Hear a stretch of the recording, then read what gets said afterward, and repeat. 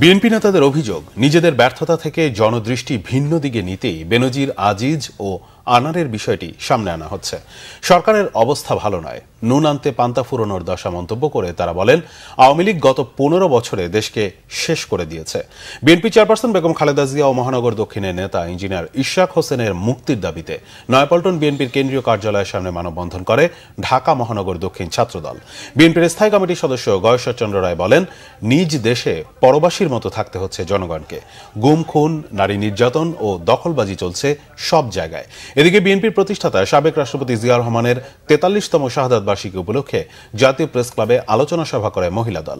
BNP মহাসচিব মির্জা ফখরুল ইসলাম আলমগীরের অভিযোগ, গত ১৫ বছরে দানবের মতো দেশ শাসন করে নির্বাচন ব্যবস্থার পাশাপাশি অর্থনীতি শেষ করে দিয়েছে ক্ষমতাসীনরা। নজিরবিহীন দুর্নীতি সরকারের প্রতিটি ক্ষেত্রে।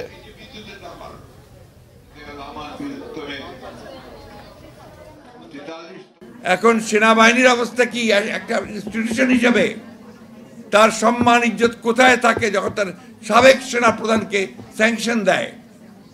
সেই পুলিশ বাহিনীর মর্যাদা কোথায় থাকে যার সাবেক প্রধানকে এবং ডিবিজিকে পালিয়ে যেতে হয় দেশ থেকে?